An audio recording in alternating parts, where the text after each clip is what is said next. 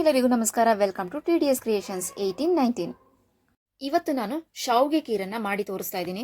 ಮದುವೆ ಮನೆಯಲ್ಲಿ ಮಾಡೋ ಶಾವಿಗೆ ಕೀರು ಅಥವಾ ಪಾಯಸಕ್ಕಿಂತ ಅದ್ಭುತವಾದ ಶಾವಿಗೆ ಪಾಯಸವನ್ನು ಮನೇಲೇ ಹೇಗೆ ಮಾಡೋದು ಅಂತ ನಾನಿವತ್ತು ತೋರಿಸ್ತಾ ಇದ್ದೀನಿ.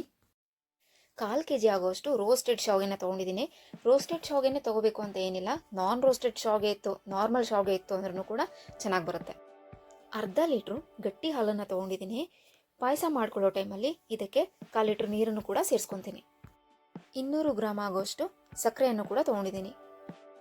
5 ಸ್ಪೂನ್ ಆಗೋಷ್ಟು ತುಪ್ಪವನ್ನು ತೊಗೊಂಡಿದ್ದೀನಿ. 1 ಬಟ್ಲಲ್ಲಿ ಗೋಡಂಬಿ ಬ್ಲ್ಯಾಕ್ ದ್ರಾಕ್ಷಿಯನ್ನು ತೊಗೊಂಡಿದ್ದೀನಿ. ಇನ್ನೊಂದು ಬಟ್ಲಲ್ಲಿ ಬಾದಾಮಿ, ಕ್ಯಾನ್ಬೆರಿ ಅಥವಾ ಚೆರ್ರಿ ಮತ್ತು ಡ್ರೈ ಫಿಗ್ ಅಥವಾ ಕ್ಲಸ್ಟರ್ ಫಿಗ್, ಇದನ್ನು ಕನ್ನಡದಲ್ಲಿ ಒಣಗಿದ ಹತ್ತಿ ಹಣ್ಣು ಅಂತ ಕರೀತಾರೆ, ಇದನ್ನು ನಾನು ತೊಗೊಂಡಿದ್ದೀನಿ. 3ರಿಂದ 4 ಏಲಕ್ಕಿಯನ್ನು ತೊಗೊಂಡು ಪುಡಿ ಮಾಡಿ ಇಟ್ಕೊಂಡಿದ್ದೀನಿ. ಮನೆಯಲ್ಲಿ ಮಿಕ್ಸ್ಡ್ ಡ್ರೈ ಫ್ರೂಟ್ಸ್ ತಂದಿದ್ರು, ಹಾಗಾಗಿ ಇಷ್ಟೆಲ್ಲ ತೊಗೊಂಡಿದ್ದೀನಿ. ಇಷ್ಟೆಲ್ಲ ಬೇಡ ಅಂದರೆ ದ್ರಾಕ್ಷಿ ಗೋಡಂಬಿ ತೊಗೊಂಡ್ರೆ ಸಾಕು. ಈಗ ಹೇಗೆ ಮಾಡೋದು ನೋಡೋಣ ಬನ್ನಿ. ಸ್ಟವ್ ಆನ್ ಮಾಡಿ ಒಂದು ಪ್ಯಾನ್ ಇಟ್ಕೊತೀನಿ. ಇದಕ್ಕೆ 2 ಸ್ಪೂನ್ ತುಪ್ಪವನ್ನು ಹಾಕೊತೀನಿ. ತುಪ್ಪ ಬಿಸಿಯಾಗಿ ಕರಗಿದ ನಂತರ ದ್ರಾಕ್ಷಿ ಗೋಡಂಬಿ ಚೆರಿಯನ್ನು ಸೇರಿಸ್ಕೊತೀನಿ. ಇದು ಸ್ವಲ್ಪ ಕಲರ್ ಚೇಂಜ್ ಆಗೋವರೆಗೂ ಹುರ್ಕೊತೀನಿ. ಹಾಕಿದ ನಂತರ ಸ್ವಲ್ಪ ಕೈ ಆಡಿಸ್ಕೋಬೇಕು, ಇಲ್ಲಾಂದರೆ ಸೀದೋಗ್ಬಿಡುತ್ತೆ. ಇದರ ಜೊತೆನಲ್ಲೇ ಈಗ ಬಾದಾಮಿ ಮತ್ತು ಕಟ್ ಮಾಡಿ ಇಟ್ಕೊಂಡಿರುವಂಥ ಹತ್ತಿ ಹಣ್ಣನ್ನು ಹಾಕ್ಕೊಂಡು ಫ್ರೈ ಮಾಡ್ಕೊತೀನಿ. ನಾನು ಕಪ್ಪು ದ್ರಾಕ್ಷಿನ ಹಾಕೊಂಡಿದ್ದೆ, ಅದಕ್ಕೆ ಕಲರ್ ಆ ರೀತಿ ಕಾಣ್ತಾ ಇದೆ. ಆ್ಯಕ್ಚುಲಿ ಸೀದೋಗಿಲ್ಲ ಅದು, ನೀವು ನೋಡ್ತಾ ಇರೋದು ಕಪ್ಪು ದ್ರಾಕ್ಷಿ. ಇದಾಗಿದೆ, ಇದನ್ನೆಲ್ಲ ಒಂದು ಬಟ್ಲಿಗೆ ತೆಗೆದಿಟ್ಕೊತೀನಿ. ಇದೇ ಪ್ಯಾನಿಗೆ ಇನ್ನೂ 1 ಸ್ಪೂನ್ ತುಪ್ಪವನ್ನು ಹಾಕ್ಕೊಂಡು ತೆಗೆದಿಟ್ಕೊಂಡಿರುವಂಥ 1/4 kg ಶಾವಿಗೆನ ಹಾಕ್ಕೊಂಡು ಫ್ರೈ ಮಾಡ್ಕೊತೀನಿ. ಆಲ್ರೆಡಿ ರೋಸ್ಟೆಡ್ ಶಾವಿಗೆ ಇದು, ಮಾಲಿಂದ ತರೋವಾಗ್ಲೇ ರೋಸ್ಟೆಡ್ ಶಾವಿಗೆನ ತಂದುಬಿಟ್ಟಿದ್ದಾರೆ, ಹಾಗಾಗಿ ನಿಮಗೋಸ್ಕರ ಒಂದ್ಸರಿ ತುಪ್ಪದಲ್ಲಿ ಹುರಿದು ಬೇಗನೆ ತೆಕ್ಕೊಬಿಡ್ತೀನಿ. ರೋಸ್ಟೆಡ್ ಶಾವಿಗೆ ಇದ್ರೆ ಮತ್ತೆ ಹುರಿಯೋ ಅವಶ್ಯಕತೆ ಇಲ್ಲ, ಆದರೆ ವಿಡಿಯೋ ನೋಡೋರು ನಾರ್ಮಲ್ ಶಾವಿಗೆ ತಗೊಂಡಿದ್ರೆ ಹುರ್ಕೋಬೇಕಾಗತ್ತೆ, ಅದಕ್ಕೆ ತೋರಿಸ್ತಾ ಇದ್ದೀನಿ. ಇದಕ್ಕೆ ನಾನೀಗ ತೆಗೆದಿಟ್ಕೊಂಡಿರುವಂಥ 1/2 ಲೀಟ್ರ್ ಗಟ್ಟಿ ಹಾಲನ್ನು ಹಾಕೋತಾ ಇದ್ದೀನಿ. ಅದಕ್ಕೆ ಸ್ವಲ್ಪನೂ ನೀರು ಹಾಕಿಲ್ಲ, ಆದರೆ ಈಗ ಇದ್ರ ಜೊತೆ 1/4 ಲೀಟ್ರ್ ನೀರನ್ನು ಹಾಕೋತಾ ಇದ್ದೀನಿ.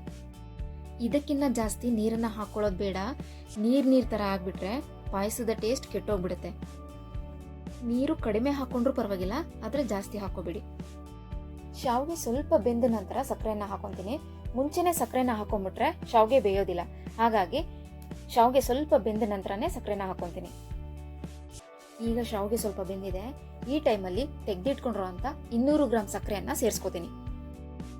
ಇದರ ಹಿಂದೆನೆ ಏಲಕ್ಕಿ ಪುಡಿ ಮತ್ತು ಉಳಿದಿರುವಂಥ ತುಪ್ಪನೂ ಕೂಡ ಹಾಕೋತೀನಿ. ಪಾಯಸ ಅರ್ಧ ಭಾಗ ಆಗಿದೆ ಅನ್ನೋವಾಗ ಸಕ್ಕರೆನ ಹಾಕೋಬೇಕು.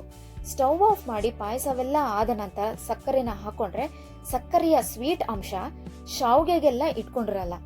ಶಾವಿಗೆ ಹಾಲಲ್ಲಿ ಕುದಿಯೋವಾಗ್ಲೇನೆ ಸಕ್ಕರೆನ ಹಾಕೊಂಡ್ರೆ ಇನ್ನೂ ತುಂಬ ಚೆನ್ನಾಗಿ ಬರುತ್ತೆ. ಮದುವೆ ಮಾಡಿಕೊಂಡು ಅತ್ತೆ ಮನೆಗೆ ಹೋದಾಗ ಏನಾದರೂ ಸ್ವೀಟ್ ಮಾಡಮ್ಮ ಅಂತಾರೆ, ಆಗ ತಟ್ಟಂತ ನೆನಪಾಗೋದೆ ಪಾಯಸ, ಅದರಲ್ಲೂ ಶಾವಿಗೆ ಪಾಯಸ ನೆನಪಾಗುತ್ತೆ. ಯಾಕಂದರೆ ಈಸಿಯಾಗಿ ಸಿಂಪಲ್ಲಾಗಿ ಆಗ್ಬಿಡುತ್ತೆ ಅಂತ. ಒಂದು ಸಾರಿ ಮಾಡಿದರೆ ಮತ್ತೆ ಮತ್ತೆ ಮಾಡ್ಕೊಂಡು ತಿನ್ನಬೇಕು ಅಂತ ಅನಿಸ್ಬೇಕು.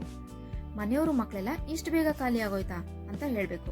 ಆ ರೀತಿ ಬರಬೇಕು ಅಂದರೆ ಈ ರೀತಿ ಶಾವಿಗೆ ಪಾಯಸವನ್ನು ಮಾಡ್ಕೊಳ್ಳಿ. ನೀವು ನಿಮ್ಮ ಮನೆಯಲ್ಲಿ ಈ ರೀತಿ ಶಾವಿಗೆ ಪಾಯಸವನ್ನು ಮಾಡಿ 100% ಅಲ್ಲ 200% ತುಂಬ ಚೆನ್ನಾಗಾಗುತ್ತೆ.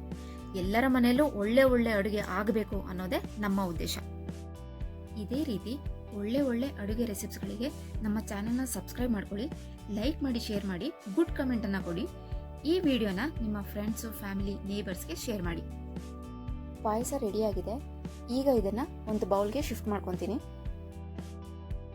ಪಾಯಸವನ್ನೆಲ್ಲ ಬೌಲ್ಗೆ ಹಾಕ್ಕೊಂಡಿದ್ದ ನಂತರ ತುಪ್ಪದಲ್ಲಿ ಫ್ರೈ ಮಾಡಿ ಇಟ್ಕೊಂಡಿರೋಂಥ ಡ್ರೈ ಫ್ರೂಟ್ಸನ್ನೆಲ್ಲ ಶಾವಿಗೆ ಪಾಯಸದ ಮೇಲೆ ಹಾಕೋತೀನಿ.